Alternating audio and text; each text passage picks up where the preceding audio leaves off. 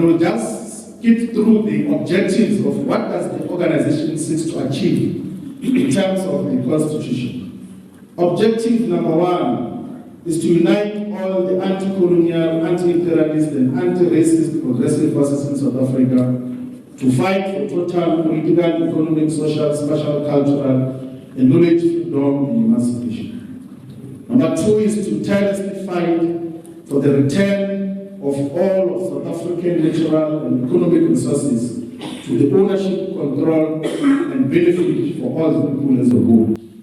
Number 3 is to mobilize, educate, agitate, conscientize the people of South Africa behind the mission and vision for total economic emancipation, radical economic transformation, and economic freedom.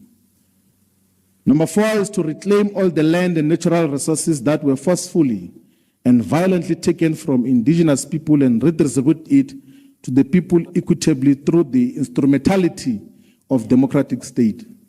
Number 5 is to introduce parliamentary sovereignty and power in a manner that will represent the interests and aspirations of the people. Number 6 is to democratically and decisively take over political power in South Africa, which will be used as an instrument for total freedom and emancipation. Number 7 is to take over economic power and pursue economic expansion through purposeful state-led industrialization. Number 6 is to develop and grow the productive forces of the economy in a manner that will guarantee full employment and create conditions for common and full prosperity for all the people of South Africa. Number 9 is to create full employment for all the people who need quality and sustainable jobs. Rights and aspirations of all workers, including the rights to unionize, to work in safe and protected workplaces, and the right to earn a living wage. Number 11 is to fight poverty and reduce inequalities in South Africa. Is to fight crime and eliminate all forms of criminality in all spheres and sectors of society as number 12. Number 13 is to assemble the best qualified and most skilled relevant people to provide responsive and responsible government which will benefit all the people of South Africa and maintain mutually beneficial economic, political, and social relationships with people of the African continent and the world. Number 14 is to promote intellectual work amongst black people, which will innovate, invent, and produce new ideas and solutions to the people as a whole, and in a manner that is organically connected to indigenous knowledge systems and appreciation of the progress made in other parts of the world. Number 15 is to fight for and introduce free, quality, and decolonized education for all from elementary school until postgraduate level. Number 16 is to elevate and officially recognize the role of royal, indigenous, and traditional leadership in South Africa's democratic system through giving clearly defined legislative and oversight powers to the National House of Traditional Leaders. Number 17 is to fight, champion, and advocate for the interests and aspirations of professionals, particularly those historically excluded from main participation through apartheid and colonialism. Number 18 is to fight, champion, and for the interests and aspirations of all military veterans and ex-combatants. Number 19 is to defend, promote, and protect all forms of spiritual and religious expressions, freedom, and association.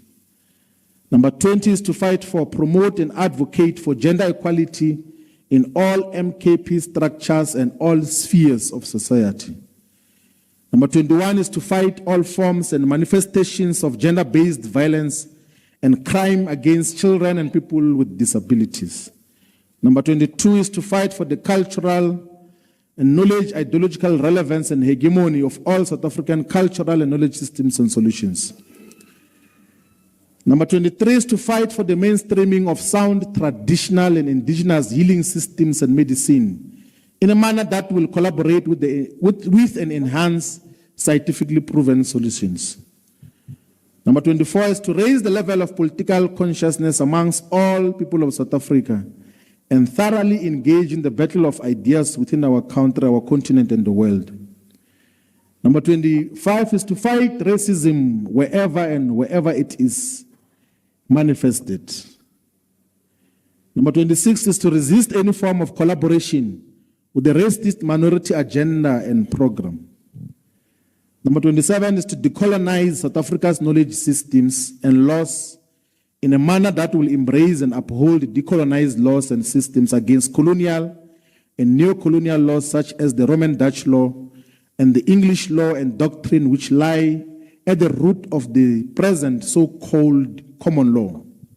Number 28 is to build sound and fair relationships between the people of South Africa and the entire African continent in a manner and direction that seeks to achieve gradual integration towards common prosperity, freedom, and development.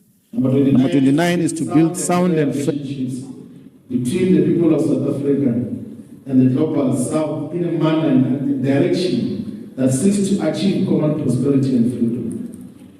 The last objective is to contribute towards the progressive shift in the global balance of forces by strengthening institutions of the global South like BRICS Plus and all its alliances. Now, in terms of membership of Umkhonto weSizwe Party, it's open to all South Africans who are registered to vote and are above the age of 16. And membership is obtained individually through signing of membership form or through an online application, and therefore an allocation to a branch of Umkhonto weSizwe. And membership is open to all South Africans who are opposed to colonialism, white, minority, racist, domination, and collaboration. Members of Umkhonto weSizwe Party must wholeheartedly serve the people and be ready to make any personal sacrifice and dedicate their lives to realizing the aims and objectives of the organization.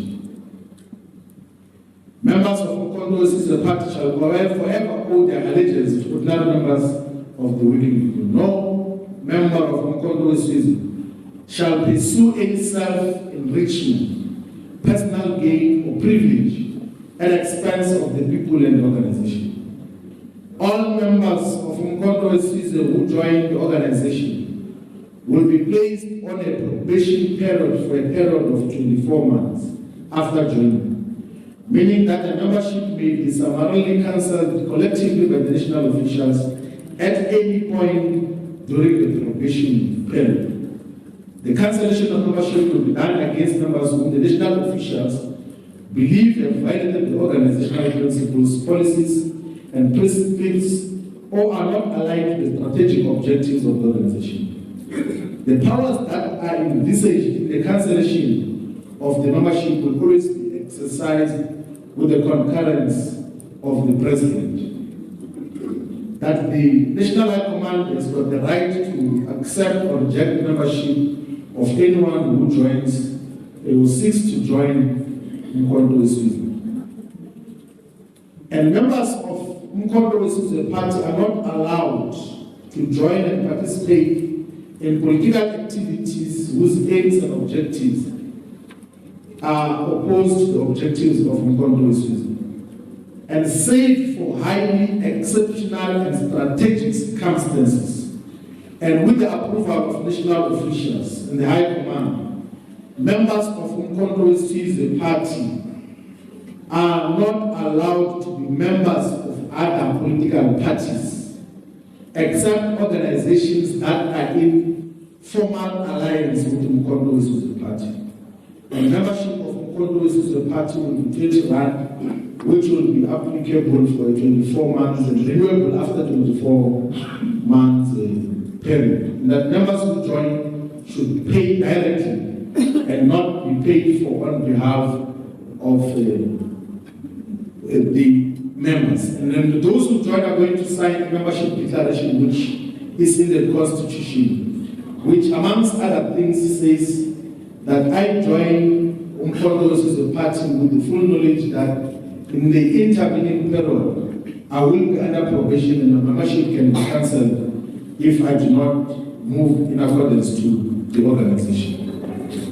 Then the principles that are contained in the Constitution, which were not made, all of them, that anchor the organization. One is principle of Ubuntu. The second principle is the principle of unity in action.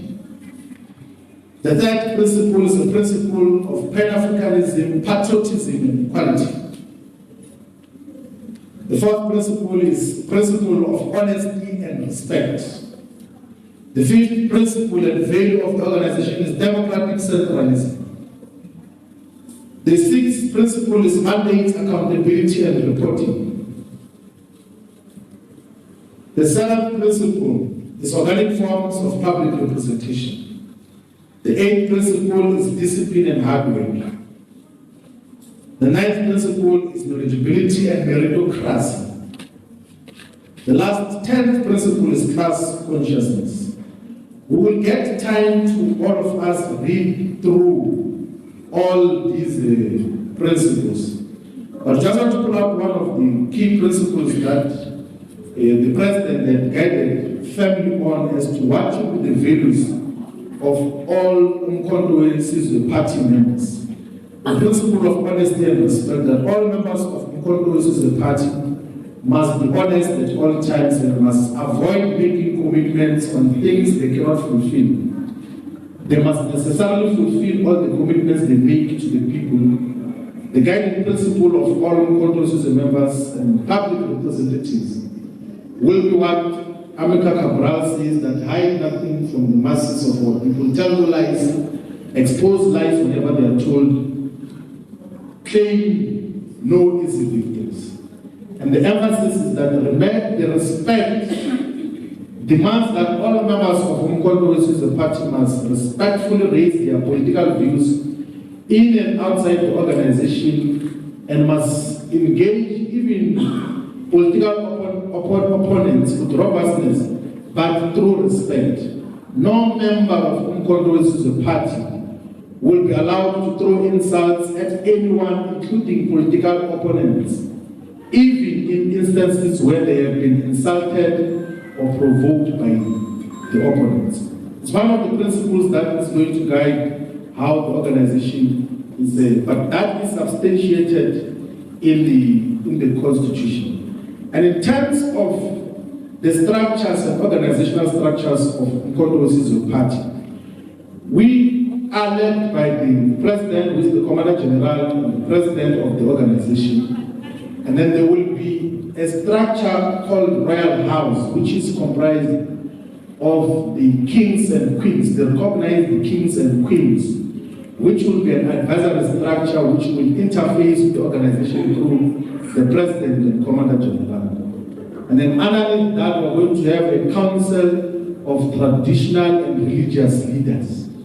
A council of traditional, indigenous, and religious leaders who are going to give constant counsel to the organization in terms of what are the key issues. Whenever manifestos and policy positions are adopted, the leadership collective will be obliged to go and give a report to people who lead the recognized constituencies, which are religious leaders and traditional leaders from all corners of South Africa, representing all cultural denominations and expressions in South Africa.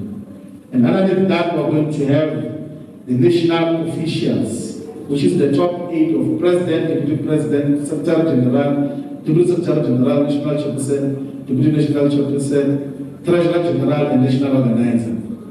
And then we're going to have the National High Command, which is the highest decision-making body. So it's an equivalent of a National Executive Committee or a Central Command team in other organizations. It's the highest decision-making body, the National High Command, which takes decisions. That is the structure that took the final decision on the Constitution. And out of that, we're then going to have provincial detachments. Provincial detachments will be the ones that are responsible for coordination and work of the organization at provincial level, appointed by the national structures.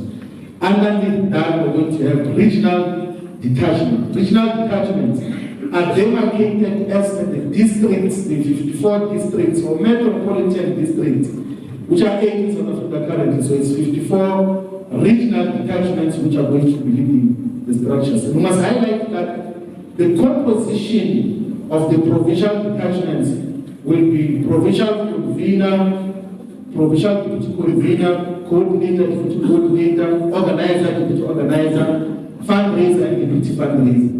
That will be the same in terms of regions. Underneath regions will be sub-regional detachments, which are going to be demarcated as the local municipalities in terms of the district municipalities. In terms of metropolitan municipalities, it will be as per the zones in that particular metropolitan municipalities. And underneath that will be one detachment. Underneath one detachment will be voting districts detachments. The voting district detachments are going to need VD-based branches of the Umkhonto weSizwe Party. So the branches of Umkhonto weSizwe are going to be VD-based. We are fully aware that in South Africa we've got 23,291 voting districts, and we are going to launch 23,291 branches of Umkhonto weSizwe, which are going to be constituted at VD level for efficiency and impact of work, because one of these branches, of course, are functional in certain circumstances, but they are not easy to convene in most of the rural areas and communities. So the branches of Umkhonto weSizwe are going to be VD-based. And for purposes of local government elections, all the VDs will gather to then select who will be the candidate and what is the common program for the total victory in terms of elections. In the immediate program, an activity that is going to be happening is that the leadership is going to be appointing the leadership of provinces, of regions, and no one at provincial level has got the power to establish any regional structure. That is the responsibility of the national leadership. And once that leadership has been appointed, there is no one who is going to identify themselves as leaders of Umkhonto weSizwe in the province, except those that have been appointed in a letter that would have been signed by the Secretary General. So that is the principle that is going to obtain. The fractional organizations that exist within Umkhonto weSizwe Party. One is Umkhonto weSizwe Women's League. It is established by the Constitution, which is comprised of all women in Umkhonto weSizwe above the age of 16 and one to vote, are going to organize and lead at the national level by the National Women's Detachment. And then we have provincial structures, regional structures, ward structures, big structures. We're also going to establish the Umkhonto weSizwe Youth League, which will be joined and led by young people between the ages of 13 years old and 30. So between the ages of 13 and 30 years, that is Umkhonto weSizwe Youth League, and it organizes at all levels, except in institutions of higher learning. So Umkhonto weSizwe Youth League will organize young people in communities, except in institutions. The Umkhonto weSizwe Youth League will not launch campus-based branches. We're then going to have Umkhonto weSizwe Students Movement as a separate, relatively autonomous organization, which is going to launch branches of Umkhonto weSizwe Students Movement in all TVET colleges, universities of technology, and universities, and will be relatively autonomous to deal with matters that relate to students on a constant basis. And the highlight is that the leadership of Umkhonto weSizwe Students Movement must not be above the age of 18. So those who think that they are going to join at the age of 14, wanting to leave Umkhonto weSizwe Student Movement, they won't be able to smuggle themselves. It's mostly going to be the young students who are going to be leading themselves in terms of what will be expected. So the Constitution was adopted by the National High Command, and through observation of just the practice of the organization and the evolving time and adaptability of the circumstances and conditions, when there are changes that are going to be made, the National High Command will again need to say that we need to add the following sections to then deal with those aspects. And the president is the leader of the organization, and he has the powers to determine and convene consultative and policy conferences in instances where he thinks there's something important that will need organic direction from the leadership.